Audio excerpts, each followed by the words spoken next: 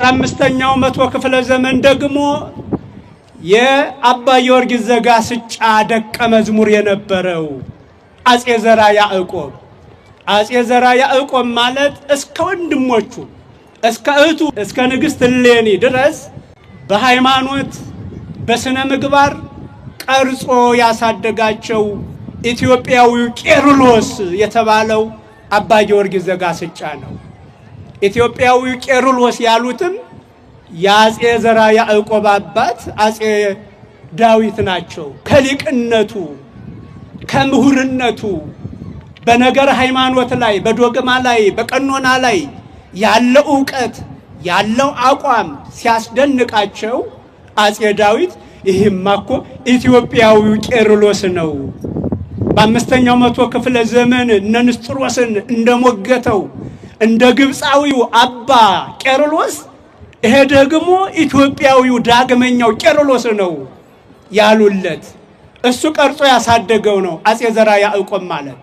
እሱ ደግሞ በበለጠ ህዝቡን አስተምሮ ቀስቅሶ ታቦታቱ ማታ በዋዜማው ሲወርዱ በአንድ መንገድ ሲመለሱ ደግሞ በሌላ መንገድ ታቦታቱ በሄደበት ሁሉ ህዝቡ እንዲባረክ በማለት ነው።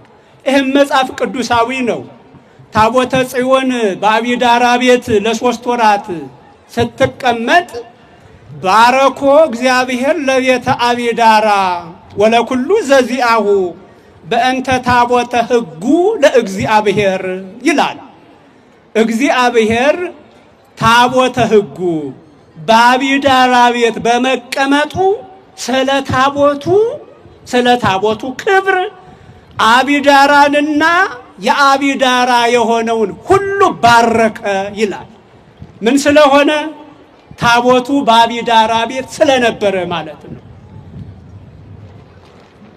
ያው በድንኳን በተለያዩ ታናናሽ ቤቶች ነበረ እስከ ሰሎሞን ዘመን ድረስ ታቦተ ሕጉ እና ይሄን ያውቃል ይሄ ሊቅ ኢትዮጵያዊ ዘርዓ ያዕቆብ። ስለዚህ ታቦታቱ በአንድ መንገድ ሲወርዱ የአካባቢ ይባረካል አለ። ይሄ ሃይማኖት እኮ ነው። ይባረካል።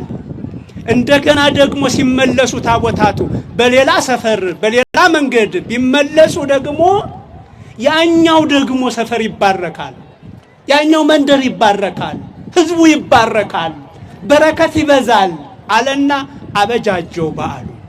እንዲህ ያደረጉ ነው ከኛ ያደረሱት ነገስታቱ ወገኖቻችን። ሊቃውንቱ እንዲህ ያደረጉ ነው ከኛ ያደረሱት ወገኖቻችን። እነሱ ይህም ባይሰሩ እኛ እናገኘው ነበር? እኛ ዛሬ እንዲህ እንስራ ብንል እንሰራው ነበረ? አንሰራም ነበረ። ብዙ ሰርተው ብዙ ደክመው አገርን እስከ ታሪክ ቤተክርስቲያንን እስከ ታሪኳ ያስረከቡን ነገስታቱ በረከታቸው ይድረሰን፣ በረከታቸው ይድረሰን። የእነሱ በረከት በህዝባችን ላይ ይብዛ። የመጨረሻው አጼ ናኦድም በ16ኛው መቶ ክፍለ ዘመን የነበረው ማለት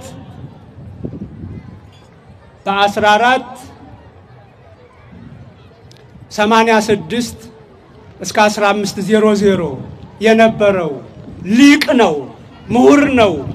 እሱ ደግሞ የበለጠ ልክ በአሚናዳብ ቤት ታቦተ ጽዮን ስትኖር በአቢዳራ ቤት ታቦተ ጽዮን ስትኖር ለህዝቡ የነበረውን በረከት ለህዝቡ የደረሰውን በረከት በማሰብ በማስተዋስ የበለጠ ታቦት ሲወጣ ታቦት ሲወርድ ህዝቡ ለምን ይቀራል? ታቦት ወጥቶ ህዝብ መቅረት የለበትም ብሎ በደንብ ቀስቅሶ አስተምሮ የበለጠ ጎልቶ እንዲከበር ያደረገው ደግሞ ሌላው አጼ ናኦድ ነው። እነዚህ ሁሉ ነገስታት ይህን ስራ ሰርተው ይሄው ጥምቀት በዚህ መልኩ አምሮ ይከበራል። ይሄው ኢየሱስ ክርስቶስን በስዕል መልኩ እየተማርን ነው። ክርስቶስ ከገሊላ አውራጃ ወደ ዮርዳኖስ ይወርድ የነበረው እንዲህ ነው ብላ ቤተክርስቲያን በስዕል አስተማረች። በዚህ እንድናተርፍ የተፈለገው ምንድነው? ትህትናን እንድንማር ነው። በዚህ ሁሉ ዝቅ ብሎ ተዋርዶ ማንን ከፍ አደረገ? አዳምንና ልጆቹን ከፍ አደረገ። ክብር ምስጋና ለሱ ይሁን። ስለዚህ ወገኖቻችን ራስን ዝቅ ማድረግን፣ ከራስ ይልቅ ሌላውን ማስቀደምን፣ ራስን ዝቅ አድርጎ ሌላውን ከፍ ማድረግን፣ ከራስ ጥቅም ይልቅ የሌላውን ጥቅም ማስቀደምን፣ ራስን እያዋረዱ ሌሎችን ማክበርን የምንማርበት ቀን ነው። ይህን ትምህርት የምንወስድበት ቀን ነው። ክርስቶስን ልናከብር የመጣን እንዳይመስላችሁ። ከክርስቶስ ተምረን እንድንከብር ተፈልጎ ነው። ምእመናን ይህን እንድናውቅ ነው የተፈለገው ወገኖቻችን። ይሄ ቢሆን ቤተ ክርስቲያን አገር ታድጋለች። እኔ ዝቅ ብዬ ሌላው ከፍ ይበል፣ እኔ ተዋርጄ ሌላው ከፍ ይበል የሚል ስሜት በሁላችን ላይ ሲኖር ሁላችንን እንከብራለን። ራስን ዝቅ ያደረገ ሁሉ ዝቅ ብሎ አይቀርም። ዮሐንስ የጫማህን ጠፍር መፍታት እንኳን አይገባኝም አለ።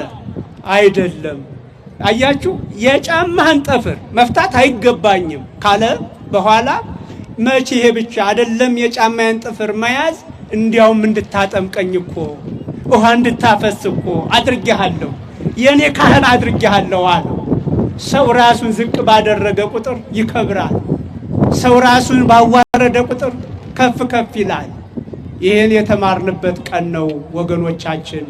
እንኳን አምላካችን መድኃኒታችን ኢየሱስ ክርስቶስ ለዚህ በዓል ለ2017 ዓመተ ምህረት እንዲሁ አደረሰን አደረሳችሁ።